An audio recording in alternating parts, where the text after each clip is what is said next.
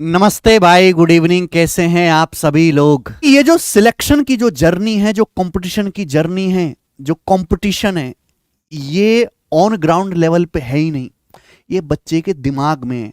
असली जो कंपटीशन होता है स्टूडेंट का, वो खुद से होता है, अपने दिमाग के साथ होता है। एक्चुअल में जब भी अगर आप चाहे सीजीएल का फॉर्म आए, चाहे सीएचएसएल का फॉर्म आए, चाहे सीपीयू का फॉर्म आए, अमूमन लाख की संख्या में फॉर्म जाते हैं। सीएचएसएल के 35 लाख फॉर्म, सीजीएल के 25 लाख फॉर्म। वैकेंसी कितनी होती हैं? 8 से 10 हजार मात्र वैकेंसी होती हैं। लेकिन अगर सही मायने में देखा जाए, इन 25-30 लाख बच्चों में से आपको मुश्किल से 1 लाख बालक भी ऐसे नहीं मिलेंगे जो ढंग से पढ़े हुए हों, जिन्होंने ढंग से पूरा सिलेबस किया हो, जिन्होंने ढंग से मेरे दोस्तों रिवीजन किया हो, जिन्होंने डेली पढ़ाई करी हो, जिन्होंने प्रीवियस ईयर के क्वेश्चंस लगाए हो, जिन्होंने मॉक टेस्ट लगाए हो।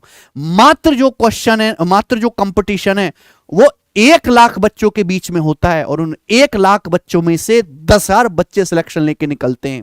यानी कि 35 लाख में से आप 34 लाख बच्चे तो निकाल ही दो, काम के बच्चे 1 लाख बच्चे। 1 लाख बच्चे वाकई में मेहनत करते हैं, डेडिकेशन के साथ पढ़ते हैं, और उसके बाद काम आता है उनकी स्ट्रेटजी, बच्चे का पढ़ाया हुआ कंटेंट, उसका फोकस, उसका थोड़ा सा लक और एग्जाम प्रेशर को झेलने की क्षमता।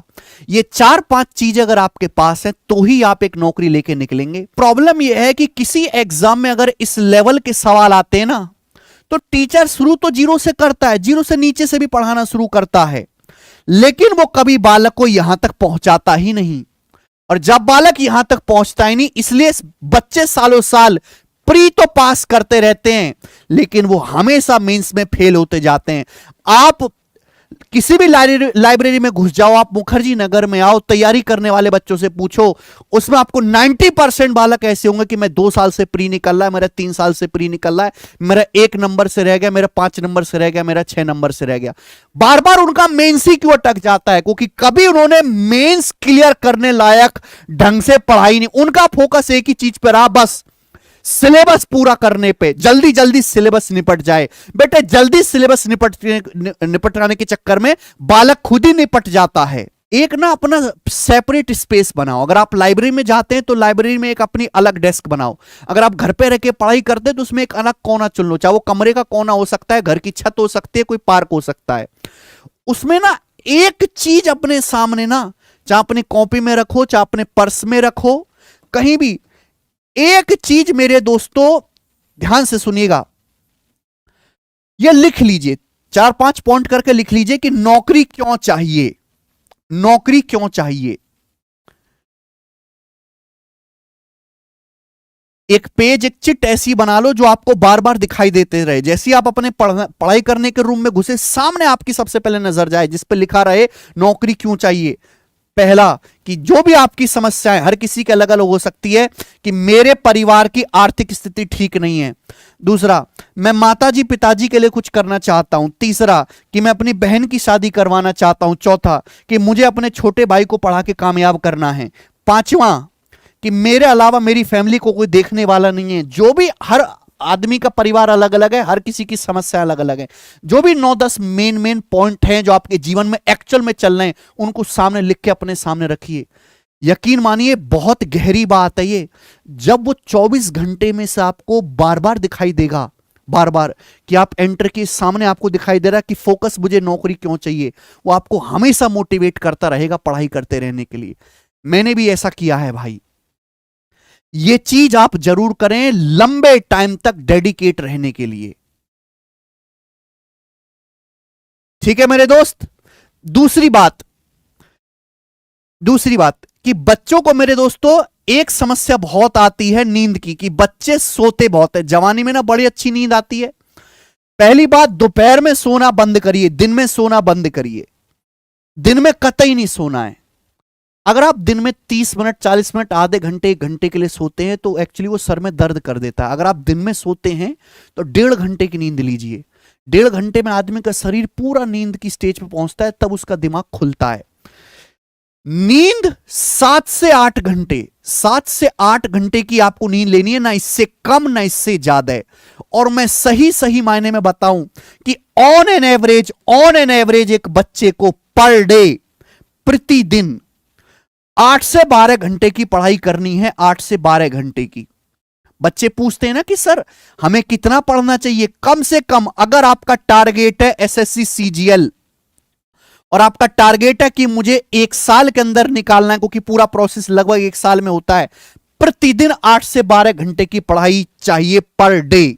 तो मौज तो कतई लेनी नहीं है, बस हाँ इतना इतना आपको माइंड का एंटरटेनमेंट कर लेना है कि टेंशन ना हो, स्ट्रेस ना हो, है ना। एंटरटेनमेंट के लिए एंटरटेनमेंट नहीं करना, स्ट्रेस ना हो जाए पढ़ाई करते करते, उससे बचने के लिए थोड़ा बहुत एंटरटेनमेंट करना है। बात आई समझ में?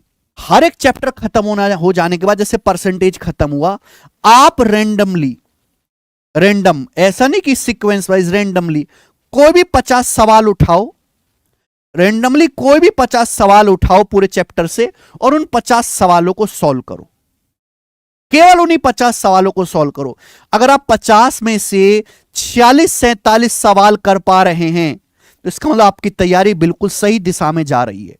यह करना है। उसके बाद उससे आपको अंदाजा लग जाएगा कि प्रीवियस ईयर में सवाल कैसे आ रहे हैं। जिस दिन आपका सिलेबस 60% खत्म होने लग जाए कि भाई मेरा सिलेबस जो है लगभग 60% हो गया, मैंने अर्थमेटिक के भी 5-7 चैप्टर कर लिए, मैंने एडवांस के भी 2-3 चैप्टर कर लिए और मेरा सिलेबस आधे से ज्यादा हो चुका है, उस दिन से मॉक टेस्ट स्टार्ट कर दो।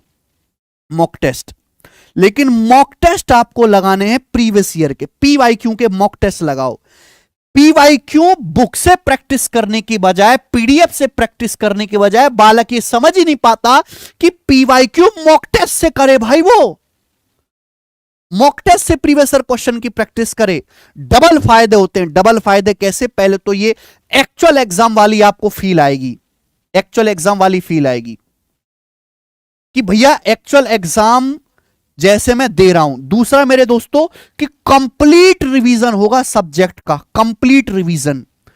और ऐसा नहीं है मेरे दोस्तों कि मॉक टेस्ट जो है वो केवल आपको दे के अपना स्कोर चेक करके बात खत्म हो गई। हर मॉक टेस्ट देने के बाद आपको उसकी एनालिसिस भी करनी है, आपको उसकी एनालिसिस भी करनी है कि आपने कितने सवाल सही करे, कितने गलत करे, जो सवाल आपने सही करे उनमें आपने कितना टाइम लिया, जो क्वेश्चन मॉक टेस्ट में बार बार गलत हो रहा है, जैसे कि बेईमान दुकानदार का सवाल बार बार गलत हो रहा है तो उसको जाके दोबारा से पढ़ लिया। लगाने प्रीवियस ईयर के मॉक टेस्ट हैं। स्टार्टिंग में आपको जो मॉक टेस्ट लगाने हैं वो 2 दिन में एक लगाना है, हर 2 दिन में एक, हर 2 दिन में एक मॉक टेस्ट, यानी कि एक दिन छोड़ के लगाना है। जब आपका सिलेबस पूरा हो जाए पूरा, तो आपको मॉक टेस्ट पर डे लगाना है, मॉक हर दिन लगाना है, हर दिन। और मॉक टेस्ट लगाना किसका है मेरे प्यारे भाई? ध्यान सुनेगा, जिस भी एग्जाम की आप तैयारी कर रहे हो केवल उसी एग्जाम का मॉक टेस्ट लगाना है। अगर आप सीजीएल की तैयारी कर रहे हो कि भैया मेरा प्राइम टारगेट सीजीएल है, तो सीजीएल के मॉक टेस्ट लगाओ। जब आप सीजीएल के ढेर सारे मॉक टेस्ट लगा लो 50-60, तो भाई सीजीएल के बंद कर दीजिए फिर आप, है ना। ढेर सारे मॉक टेस्ट लगाने के बाद सपोज आपने 50+ मॉक टेस्ट लगा लिए, फिर आप दोस्तों सीएचएसएल के मॉक टेस्ट लगाइए, सीएचएसएल के मॉक टेस्ट लगाइए, कुछ मॉक टेस्ट आप सीपीओ के लगाइए, है ना। ऐसे सफल करते रहिएगा मेरे दोस्तों। तो ये चीज आपको करनी है। बहुत सारे टाइप ऐसे होते हैं किसी चैप्टर में जो बहुत आसान होते हैं, वो भी पढ़ना है। बहुत सारे टाइप मॉडरेट होते हैं, मॉडरेट भी पढ़ना है। बहुत सारी चीजें मुश्किल भी होती हैं, उनको छोड़ना नहीं है बेटे, वो भी पढ़ना है। बच्चा आसान चीज को तो बहुत मन से लेता है, लेकिन थोड़ी सी भी जहां मुश्किल चीज शुरू होती है बच्चा भन-बना जाता है। ऐसा नहीं करना। थोड़ी मेहनत जरूर ज्यादा लगेगी पर आप करिए, वो मुश्किल चीज भी पढ़िए। एक बात और, 1 से लेके 50 तक वर्ग याद करो। 1 से लेके 50 तक की संख्याओं के स्क्वायर याद करो, वर्ग। 1 से लेके 50 तक की संख्याओं के बेटे स्क्वायर याद करो। बात आई समझ में? करना ही पड़ेगा भाई। क्लियर? जैसे 36 का स्क्वायर 1296 याद होना चाहिए भाई पहले से। 1 से लेके 30 तक की संख्याओं के मेरे दोस्तों आपको क्यूब यानी कि घन याद करने। 1 से लेके 30 तक, 25 तक भी कर सकते हो, क्यूब यानी कि घन याद करने हैं। ठीक है ना। चलिए 1 से लेके 30 तक के आपको टेबल्स याद करने, टेबल्स, पहाड़े, टेबल्स याद करनी है। याद होनी चाहिए तभी काम चलेगा। और टेबल्स का मतलब ये नहीं है कि मुझे ये पता है कि 19 निम्मा 171 होता है, 19 में 171 होता है, ये टेबल नहीं है। टेबल्स याद करने का मतलब ये है कि मुझे ये पता है कि 171 19 निम्मा होता है। इस तरीके से आपको टेबल याद होनी चाहिए। बात आई ना समझ में?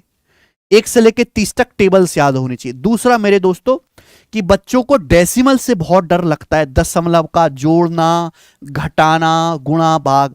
तो बेटा दशमलव की ना डेली की डेली बहुत सारी एप्लीकेशन भी होती हैं, कैलकुलेशन की बहुत सारी एप्लीकेशन भी हैं, गूगल पे बहुत सारे क्विज भी हैं। तो डेसिमल की मेरे दोस्तों आपको क्या करनी है, डेली जो है कैलकुलेशन की, डेली जो है दशमलव की कैलकुलेशन, जोड़ने घटाने की अलग से मेरे दोस्तों, जो जिसकी बहुत ज्यादा कमजोर है। गूगल पे भी है बहुत सारे क्विजेस, एप्लीकेशन भी हैं। 10 से 12 मिनट प्रैक्टिस करनी, ज्यादा नहीं कहूंगा, मात्र 10 से 12 मिनट, मात्र 10 से 12 मिनट आपको प्रैक्टिस करनी है। यह काम आपको करना पड़ेगा।